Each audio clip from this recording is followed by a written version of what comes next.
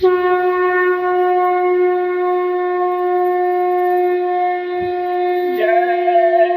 गुरुदेव, जय गुरुदेव। मैं तो ऐसा सतगुरु पाया, मेरा रोम रोम हर्षाया। रहम करो रहमान मिलेंगे, दया करो भगवान मिलेंगे।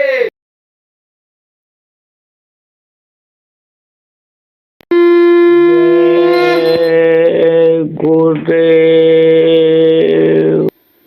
हम में कुछ करनी नहीं, नहीं साधन नहीं भक्ति, एक दया बल आपको मिले तो मेरी मुक्ति।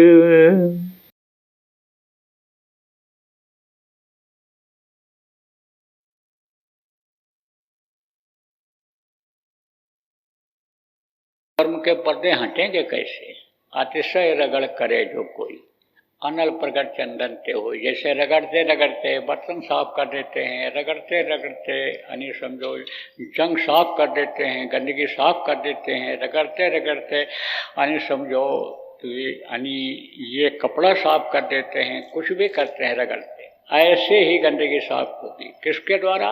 यही जो गुरु महाराज ने बताया, सुमिरन, ध्यान और भजन, जो अभी आपने किया, कराया जा रहा है, इससे गंदगी साफ होगी। इसमें मन लगे, उसके लिए ये सेवा का प्रावधान बना दिया गया। तो सेवा से और भजन से गंदगी साफ होगी। तो जब गंदगी साफ होगी, जब निर्मल मन होगा, जब निर्मलता आएगी आत्मा के बगल में, तब निर्मल जन सो मोहि पावा, मोहि कपट छल छिद्र न भावा। जब ये कपट छल झूठ फरेब ये चीज़ें जो जमा कर रखा है, जिसका पर्दा लगा हुआ है, ये मांस मछली अंडा शराब जो खाया पिया, जिससे कर्म का पर्दा लगा हुआ है, ये पर्दा जब हटेगा तब वो प्रभु प्यारा होगा, भाएगा आपको।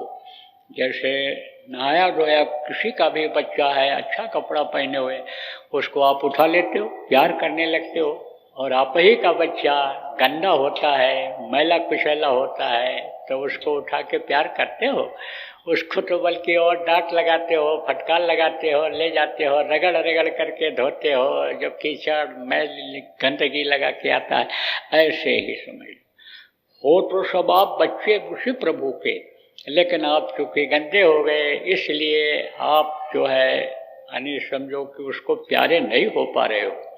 दूसरी बात यह है कि अगर कोई आवाज़ न लगावे बच्चा, और आया गंदा कुचैला बैठा हुआ है और माँ का ध्यान नहीं गया, पिता का ध्यान नहीं गया, तो ऐसे गंदगी में पड़ा रहेगा। और अगर आवाज़ लगाएगा तो देखेगा, वो बाप देखेगा, माँ देखेगी, डांटी फटकारेगा भले जरूर, लेकिन गंदगी तो साफ कर देगा। तो उसके लिए क्या किया जाता है? प्रार्थना की जाती है। जैसे बच्चा आवाज़ लगाता है तकलीफ में, दुख में, वो अलग आवाज़ होती है, ऐसे अलग प्यार की आवाज़ होती है, ऐसे आवाज़ लगाई जाती है। आवाज़ लगाई जाती है जिसको उसको क्या कहते हैं? प्रार्थना कहते हैं। प्रार्थना किसको कहते हैं? विनती करते हैं, कहते हैं उस चीज़ को, अपनी दुख को, अपनी तकलीफ को यानी कहते हैं उनसे। लेकिन अब यह है बहुत प्रार्थना करो, बहुत कुछ कहो, और वो सुनवाई न करें, देखें ना वो आपकी तरफ।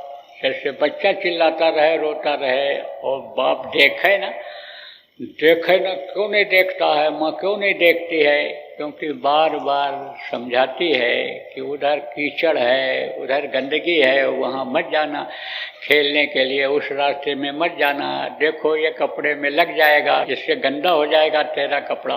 और ना माने तो माँ कहती है जा, बाप कहता है जा तू पड़ा रहे, तेरी हमको सुनने वाले नहीं। देखो अपराधों की लाइन में चले जाते हैं लोग, अपराधियों का साथ पड़ जाता है, निकल पाना मुश्किल होता है।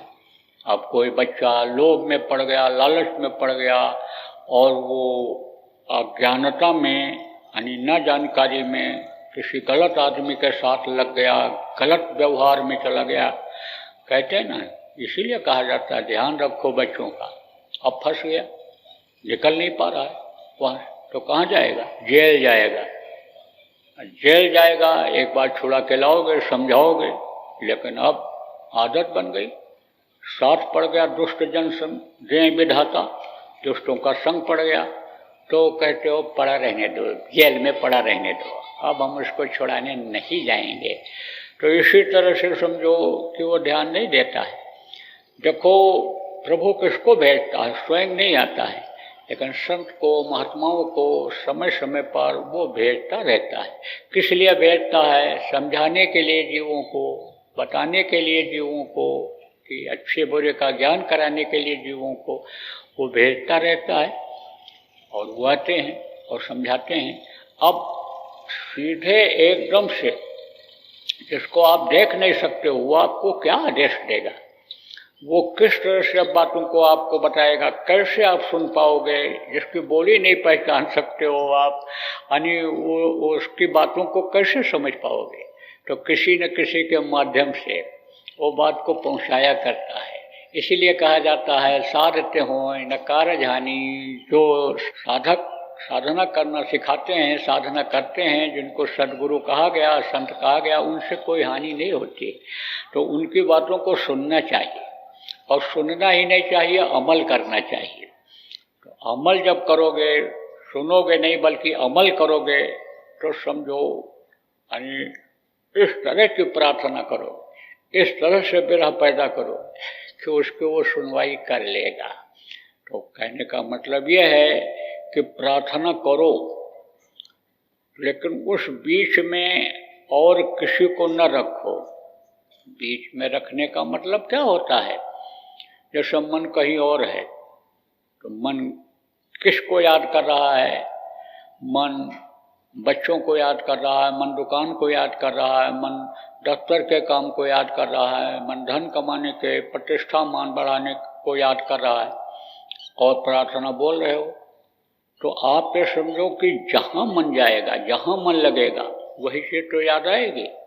ऐसे ही जब प्रभु को याद करके प्रार्थना करोगे, तब आप ये समझो प्रभु याद आएगा। तो उसको जानने की, देखने की, समझने की इच्छा पैदा होगी, और उसको जब याद करोगे, उसको पुकारोगे, तब वो आपकी तरफ देखेगा। पुकारने की भी आवाज़ तो अलग होती है। हो माँ ने बच्चे को दूध पिला करके लेटा दिया, तो सपने आते हैं। सपने में क्या होता है? सपने में ये आत्मा उतर करके इधर कंठ में आ जाती है यहाँ पर, और मन के साथ ये है मिल करके रचना करती है। तो सपने आते हैं उसमें तरह तरह के, 16 दल कमल है, 16 तरह के सपने आते हैं। सपनों की कैटेगरी है, अलग है सब चीज़, हर चीज़ की माप है, हर चीज़ को देखा जा सकता है, हर चीज़ को जाना जा सकता है, लेकिन तरीके से। जैसे दूध मापने का यंत्र होता है, उसको लगाओगे तो दूध में कितना पानी है, कितना दूध है पता चल जाता है। बुखार मापने का यंत्र होता है, जिसको थर्मामीटर कहते हैं, उसको लगाओगे तो बुखार की पहचान हो जाती है, कितना बुखार है।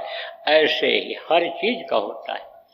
तो सपने में बल लुढ़क गया, चारपाई से जब नीचे गिरा, चिल्लाया माँ।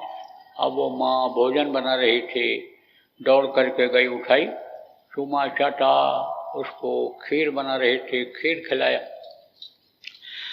बच्चे ने सोचा भाई इतना प्यार माँ ने दिया, अब खीर खिलाया। दूसरे दिन सोचा लाओ आज और जोर से चिल्लाएं। दूसरे दिन जब सुला दिया, उसको लेटा दिया, दूध पिला करके, खिला पिला करके लुढ़क गया धीरे। अब और जोर से चिल्लाया। उस समय पर बर्तन धो रही थी माँ, कोई ध्यान नहीं दिया। रुकी तो थोड़ी देर के लिए, आवाज़ तो कान में उसके पड़ा, लेकिन ध्यान नहीं दिया। फिर चिल्लाया, फिर नहीं बोली, फिर कहा माँ मैं मर गया, तू आ नहीं रही है, बहुत चोट लग गई मुझे, कुछ नहीं बोली। फिर धीरे धीरे गया और ऐसे पीठ के ऊपर ऐसे झुक करके कान के पास बोला कि कल तो तू मेरी एक ही आवाज़ पर भग करके आ गई थी, आज मैं चिल्लाता रहा, क्यों नहीं आई? तब माँ ने धीरे से कहा, कल वाली आवाज़ आज नहीं थी, आज की तेरी बनावटी आवाज़ थी, कल वाली तेरी वास्तविक ओरिजिनल जिसको कहते हो वो आवाज़ थी। ऐसे ही तड़प पता चल जाता है, हर चीज़ का पता चल जाता है। जैसे पेड़ फलता है तो उसकी डाल झुक जाती है, दूर से ही पता चलता है कि इसकी डाल झुकी हुई है तो इसमें फल लगे हुए होंगे। जब उसका रंग बदलता है तो पता चल जाता है कि यह फल अब पक गया है, अब ये नीचे गिरेगा। ऐसे ही झुर्रियाँ पड़ने लगती हैं, बाल पकने लगते हैं, तब ये मालूम हो जाता है कि अब उम्र का चौथापन आ गया, आखिरी आ गया, अब एक दिन इस शरीर को इसको छोड़ना ही पड़ेगा। ऐसे हर चीज़ का मालूम हो जाता है, हर चीज़ का पता चल जाता है। तो प्रेमियों कहने का मतलब ये है कि आवाज़ जब अंदर की उठती है, तड़प की उठती है, दर्शन दो प्यारे कहते तो दया करो, लेकिन दया का यानी मिलती कैसे है, स्रोत कहाँ है दया का, यानी समझो उस पर बैठना पड़ता है, उसको जानना पड़ता है, तब काम बनता है। बहुत से लोगों को छुट्टी नहीं मिलती है, बहुत से लोगों को दूर से आना रहता है, गुरु का महत्व समझते हैं, गुरु पूजन का मतलब समझते हैं, गुरु पूर्णिमा के दिन अपने हाथ से जो प्रसाद लेते हैं वो कितना फलदायी होता है, इसको जो लोग समझते हैं वो चाहे एक ही दिन के लिए आते हैं, लेकिन आते हैं। परोपकार किसको कहते हैं? दूसरे की भलाई करो। भलाई किसको कहते हैं? जिसको जिस चीज़ की जब ज़रूरत है उस चीज़ की मदद कर दो तो वो भलाई होती है। ज़रूरत है किसी को पानी की, पानी पिला दो, ज़रूरत है किसी को रोटी खिला दो, रहने की जगह की ज़रूरत है उसको रहने की जगह दे दो, तो वो क्या कहलाएगा? परोपकार कहलाएगा। अपना घर में जो ये करते हैं वो परोपकार नहीं कहलाता है, वो तो गृहस्थ का धर्म है। लड़का लड़की आप ये समझो पैदा हुए, पत्नी का यानी समझो संबंध हुआ, शादी ब्याह हुआ, माता पिता ने पैदा किया, तो एक दूसरे का लेना देना होता है। गृहस्थ का ये धर्म होता है कि आज हम तुम्हारे काम आ रहे हैं, कल तुम हमारे काम आओ। ऐसे पारिवारिक बंधन होता है, पारिवारिक धर्म होता है, समाज का धर्म होता है, रिश्तेदारों का धर्म होता है। तो वो एक बंधन होता है, उसमें आदमी को बढ़ना ही पड़ता है, करना ही पड़ता है, करता ही है। तो वो जो करेगा वो तो गृहस्थ धर्म का पालन करेगा, परोपकार नहीं माना जाए। परोपकार तो वो है कि जिससे आपका कोई स्वार्थ न हो, उसको आप खिला दो, उसको आप ज़रूरत है तो दे दो, उसकी आवश्यकता पूरी कर दो, तो वो होता है परोपकार। तो परोपकारी होना चाहिए, परोपकार का ज़्यादा फल मिलता है, सेवा का ज़्यादा फल मिलता है। तो यह भावना आप लोगों के अंदर होनी चाहिए, सहयोग की भावना आप लोगों के अंदर होनी चाहिए, क्योंकि आप समझो कि जैसे एक आकाश के नीचे ये सारी दुनिया है, ऐसे आप एक छत्र छाया में एक जगह पर सब लोग हो, जितने भी गुरु प्रेमी हो, जितने भी गुरु भक्त हो, जितने भी गुरु के नामदानी हो, सब आप समझो कि एक छत्र छाया में हो, एक समझो कि जगह हो, एक कड़ी हो, एक माला के दाने हो। इसलिए इन चीज़ों का ध्यान रखना भी जरूरी होता है। तो बोलो जय गुरुदेव।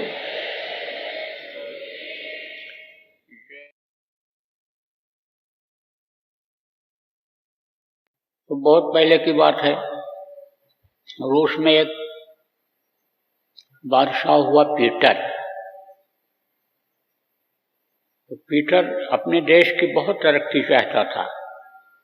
वो खुद जा करके कल कारखानों में दूसरे देशों के सब काम सीखता था, और उसको अपने देश और देश की जनता से बड़ा प्यार था, बड़ी सहानुभूति थी, देश की तरक्की चाहता था। तो उसको पता लगा कुछ समय पहले हमारे देश से कुछ लोग निकाल दिए गए थे। पता लगाया कहाँ हैं, हॉलैंड में हैं। हॉलैंड गया, वहाँ पता लगाया कि भाई रूस के लोग यहाँ कहाँ हैं। तो एक कल कारखाना था, उसी में वो लोग समझो कि मजदूरी करते, मेहनत करते, नौकरी करते, उसी वहीं पर रहते थे। तो ये भी गया वहीं, बादशाह भी वहीं मजदूर बन करके मजदूरी करने लगा, क्योंकि ज़्यादातर संख्या में मजदूर ही थे वहाँ पर। तो उन्हीं के बीच में रहने लग गया, काम करने लग गया। और फिर पूछा आप लोग कहाँ के हो? रूस के हैं। भाई रूस के तो हम भी हैं। और रूसी भाषा जब बोला तो आपस में लोगों के बड़ा प्रेम हो गया।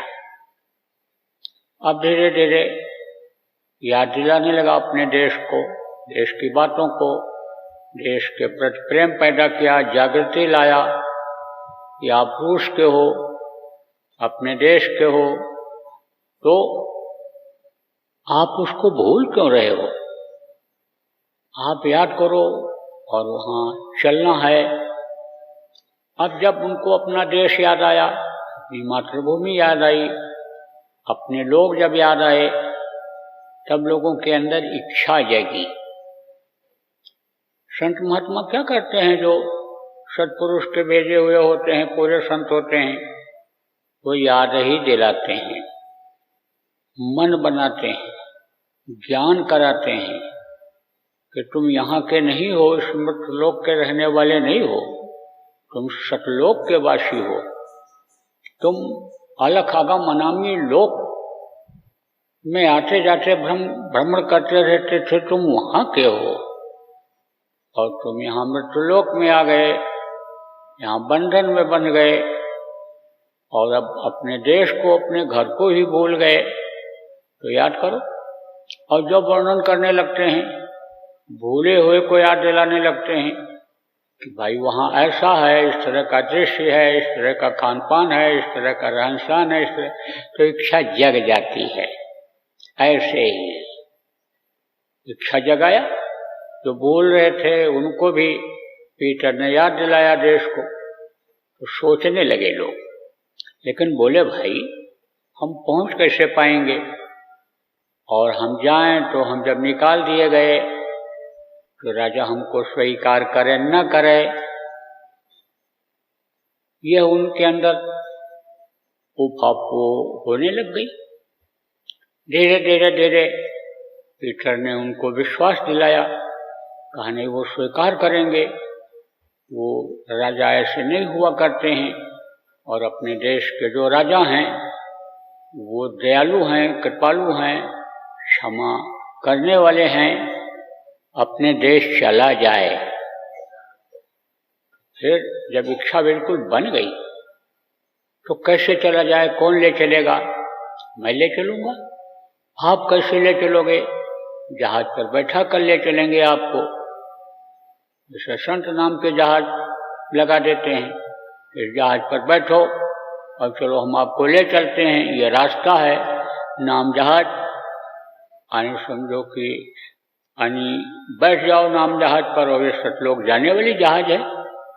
ऐसे वो कहते हैं कि भाई हॉलैंड से जहाज जाती है और रूस को चलो, हम आपको ले चलेंगे। तो ले तो आप चलोगे, लेकिन वो हमको स्वीकार कर लेंगे कि नहीं करेंगे? तब उसने कहा राजा से मेरी दोस्ती है, राजा मेरे से प्यार करता है, राजा मेरी बात को नहीं टालेगा, हम आपको स्वीकार करा देंगे, वापस पहुंचा देंगे आपके जगह पर। तो लोगों को समझो कि विश्वास न हो। पहले नहीं कहा हम तुमको पहुंचा देंगे, पहले तो मन बनाया। जैसे संत होते हैं, याद दिलाते हैं, जानकारी कराते हैं, मन बनाते हैं, सत्संग सुनाते हैं और फिर अन्य रास्ता बताते हैं और मदद भी करते हैं। तो आप समझो गुरु महाराज पूरे संत थे, समृद्ध गुरु थे। गुरु महाराज कहा करते थे, कहे भी कि नामदान दे दीजिए, बोले सत्संग सुनो। क्योंकि संत मत में सत्संग यानी प्रमुख चीज होती है। सत्संग से ही ज्ञान होता है, सत्संग से ही विवेक जगता है, सत्संग की मैल को छुड़ाता है, गंदगी को हटाता है। सत्संग यहाँ का पथ प्रदर्शक है। यहाँ भी रहना, उठना, बैठना, पारिवारिक प्रेम, आपस का प्रेम सिखाता है, गृहस्थी को संवारता है, समाज को संवारता है। सत्संग यहाँ भी मदद करता है और सत्संग की बातें साधना में भी मदद करती हैं। तो सत्संग और सेवा प्रमुख चीज होती है। और जाने का रास्ता नाम को पकड़ करके, नाम के डोर को पकड़ करके, यानी संत मत में बताया गया कि प्रार्थना, सुमिरन, ध्यान और भजन, यह सीढ़ी है ऊपर जाने की, मालिक के पास पहुंचने की, अपने घर जाने की। तो गुरु महाराज सत्संग सुनाते थे। एकदम जब जहन में बात आ जाती थी कि अब सिवाय इसके और उद्धार का कोई रास्ता नहीं है, नाम की कमाई ही यानी समझो कि बहुत सागर पार कर सकती है, तो नाम लेने की इच्छा लोगों की जग जाती थी। नामदान देते थे, मदद करते थे, बहुत से जीवों को ऊपर पहुंचा दिया। कभी भी संत अपने को दर्शाते नहीं हैं कि मैं पूरा संत हूँ या भगवान हूँ या अन्य कुछ हूँ। गुरु महाराज पूरे संत थे और गुरु महाराज को प्रेमियों, साधना करने वालों ने परमात्मा का तद्रूप ही देखा। कहा ना, सत्य पुरुष की आरसी संतन की ही दें, और लखना चाहो अलग को तो इन्हीं में लख ले। तो पूरा पावर देखा। और आप जो गुरु महाराज के शिष्य हो, आपको विश्वास न हो तो आप ध्यान लगाओ, मन को रोक करके। गुरु महाराज सत्पुरुष के तद्रूप आपको दिखाई पड़ेंगे, लेकिन गुरु महाराज ने कभी भी नहीं कहा। गुरु महाराज को तो लोग भगवान कहते रहे, परमात्मा कहते रहे, लेकिन उन्होंने ये नहीं कहा मैं परमात्मा हूँ, भगवान हूँ। उन्होंने कहा मैं सेवक हूँ और आपकी सेवा करूँगा। आपको बच्चा मानता हूँ, मेरे तो अपना कोई बच्चा नहीं है, लेकिन आध्यात्मिक दृष्टिकोण से मैं अपना बच्चा तुम लोगों को मानता हूँ और मैं तुम्हारी हर तरह की सेवा करूँगा। तो न तो गुरु की सेवा हर कोई कर सकता है, और न गुरु जिस तरह की सेवा को आप समझते हो, महत्व देते हो, उसको गुरु कर सकते हैं कि हर बच्चे का टट्टी पेशाब धोवें, हर बच्चे का पालन पोषण करें, सबको खिलावें। लेकिन गुरु का दर्जा ऊंचा होता है, गुरु एक परमात्मा शक्ति होती है, गुरु पदस्थान है, वहां से बैठ करके सबकी व्यवस्था करते हैं, सबको देते हैं। अनाजगर करे न चाकरी, पंछी करे न काम, दास मलुका कह गए सबके दाता राम, सबको देते हैं। क्योंकि उनमें और सत्पुरुष में, परमात्मा में अंतर जब नहीं रह जाता है, तो जब वो सबकी परवरिश करता है, सबको देता है, तो सबकी वो मदद करते हैं। तो आप समझो कि इच्छा पैदा किया उसने, इच्छा पैदा करके कहा भाई मेरी दोस्ती है और मैं पहुंचा दूंगा आपको। लोग हंस पड़े, अरे इसकी दोस्ती, मजदूर की दोस्ती और रूस जैसे राजा से कैसे हो सकती है। बोला देखो भाई, विश्वास फलदायकम, विश्वास करोगे तो वही चीज फल दे जाएगी। विश्वास अगर न हो, बातों पर, रास्ते पर, किसी भी चीज पर किसी से विश्वास न हो किसी का, तो सब बात खत्म। विश्वास जब हट जाता है, विश्वास जब खत्म हो जाता है, तो अच्छे अच्छे रिश्ते खत्म हो जाते हैं। आप ये समझो, पति पत्नी का प्रेम बड़ा प्रेम होता है आजकल के इस दुनिया में, कलयुग में, लेकिन विश्वास अगर एक दूसरे का हट गया तो रिश्ता खत्म हो जाता है। बेटे का, पत्नी का, भाई का, माता पिता का रिश्ता खत्म हो जाता है। विश्वास अगर हट जाए तो गुरु का रिश्ता खत्म, परमात्मा को भूल जाता है आदमी, तो विश्वास तो करना पड़ता है। तो विश्वास का फलदायी कम, कहा विश्वास करो। फिर तो भी जल्दी विश्वास नहीं, याद दिलाया, कहा भाई देखो कृष्ण और सुदामा की दोस्ती थी और कृष्ण ने अपनी दोस्ती निभाई भी। आप समझो कि उनको बड़ा मान करके कृष्ण भगवान को जो चावल लाए थे भेंट दे नहीं रहे थे कि इनको मैं ये चावल दूं खाने के लिए, भेंट दूं, शोभा नहीं देता है। लेकिन उन्होंने जब प्यार से मांग लिया, ले लिया और खाए, तो समझो उसी तरह से इस चीज की इच्छा लेकर के गए थे कि हमारे पास भी कुछ धन दौलत हो जाए, खाने पहनने की कोई दिक्कत न रह जाए, पूरी सुख सुविधा दे दिया। इतिहास बताता है कि द्वारिकापुरी ही जैसे सुदामापुरी बन गई। कहा भाई जब उनसे उनकी दोस्ती हो सकती है और वो अपने फर्ज को अदा कर सकते हैं, मित्र का कर्तव्य क्या होता है? मित्र के लिए सब कुछ करना होता है, मदद करना होता है, जिसको अभिनंग कहते हैं, अभिन्न मित्र लोग लिखते हैं। कोई भिन्नता न हो, एक दूसरे जैसा ही हो, एक दूसरे का दिल एक दूसरे से मिला हुआ हो, उसको मित्र कहते हैं।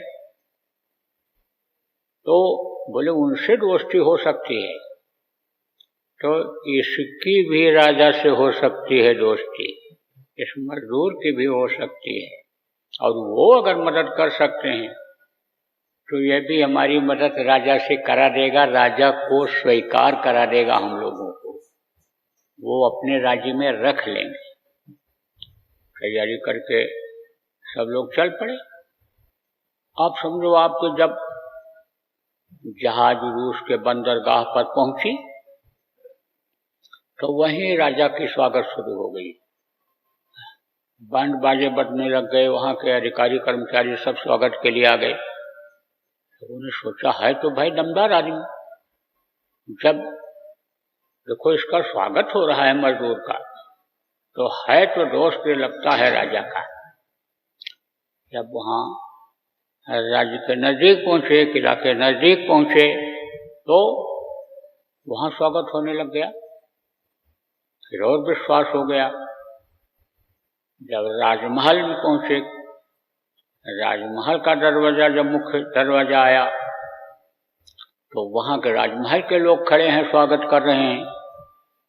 और जब महल में अंदर प्रवेश किए तो दासियां रानी आरती जलाए हुए और स्वागत का हार लिए हुए वो लोग खड़े हैं।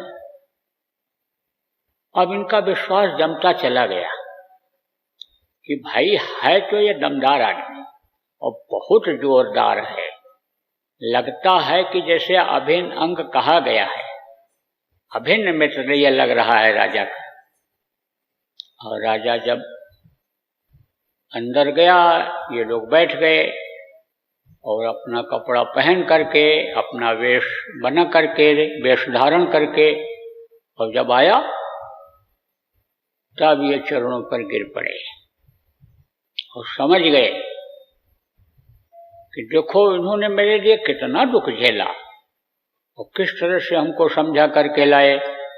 ऐसे ही यानी जीव जब यहाँ फंस गए, अपने घर को भूल रहे, अपने घर को भूल गए और यही सब कुछ इसी को मान लिया कि दुनिया ही सब कुछ है, और इसी में जिसके देश में यानी काल भगवान जिनको कहा गया उनके देश में रहने लग गए और उन्हीं के नियम के अनुसार जो उन्होंने फंसाने का काम किया उसी में यानी फंस गए। और जब तकलीफ झेलने लगे, आवाज लगाने लगे, जब तकलीफ झेलता है आदमी तो किसी न किसी के लिए आवाज लगाता है। छोटा बच्चा माँ बाप को जानता है तो माँ बाप के लिए आवाज लगाता है, भाई के लिए आवाज लगाता है। जब स्कूल जाता है तो जब समझ जाता माता पिता यहाँ नहीं है तो अपने दोस्त के लिए, टीचर के लिए, अध्यापक के लिए आवाज लगाता है जब कोई तकलीफ आती है तब। ऐसे ही किसी का नाम लेकर के तकलीफ में आवाज अगर लगाता है, किसी भी मत के मानने वाले किसी भी देवी देवता के लिए, अन्य नाम किसी भी देवी देवता का लेकर के आवाज लगाता है तो उसकी आवाज उस मालिक तक पहुंचती है, क्योंकि तार जुड़ा हुआ होता है। तो कोई न कोई उपाय वो करता है, तो संतों को भेजता है कि जाओ अब इनको समझाओ, अब इनको बताओ दुख झेलते हुए बहुत दिन हो गया, कितने जन्मों से ये दुख झेल रहे हैं। संत जब आते हैं तो बताते हैं, समझाते हैं, और समझ में जब आने लगता है तो रास्ता बताते हैं और रास्ते पर चलने की इच्छा जग जाती है। कभी ये नहीं कहते हैं कि हमारे चेला बन जाओ या हमारी सेवा करने लग जाओ या हम तुमको पहुंचा देंगे या गारंटी ले लेंगे, ये कभी नहीं कहते। यही कहते हैं कि मेहनत तुमको करनी पड़ेगी, युक्ति हम बताएंगे।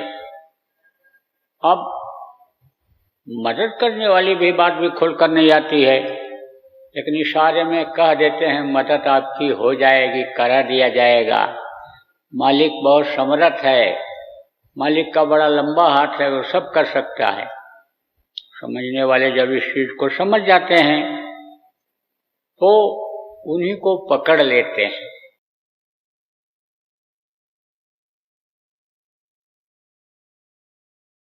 अगर मान लो कोई शिव की अकाल मृत्यु हो गई, भाव भक्ति है, श्रद्धा है, गलती नहीं किया है, अंतःकरण को गंदा नहीं किया है, जो चीज मना की गई, मांस मछली अंडा शराब का सेवन नहीं किया है, शरीर और अंतःकरण को गंदा नहीं किया है और अकाल मृत्यु ही हो गई, तो उसको भी ऊपरी लोकों में विश्राम दे करके फिर वापस कुछ समय तक ऊपर रोक करके और फिर वापस मनुष्य शरीर में भेज देते हैं। अन्यथा को काल न खाइया, अन्य काल उसको नहीं फिर अपनी चपेट में ले सकता है, अपने नियम के अंतर्गत नहीं ले सकता है, नरक नहीं जाने देते हैं, प्रेत योनि में नहीं जाने देते हैं। जय गुरुदेव। अभी आपने बाबा उमाकांत जी महाराज के सत्संग को सुना। बाबा जी अन्य किसी से चंदा न लेकर अपने प्रेमियों के सहयोग से देश विदेश में तमाम जनहित के काम करते हुए सभी तरह की तकलीफ़ों को दूर करने व प्रभु के मिलने का उपाय बताते हैं। आप इस जीवन के इस बचे हुए समय में समय निकालकर बाबा जी से जरूर मिलिएगा। आपके सुझाव के लिए व्हाट्सएप नंबर 9575600700। जय गुरुदेव, जय गुरुदेव, जय गुरुदेव, जय गुरुदेव, जय गुरुदेव, जय जय गुरुदेव।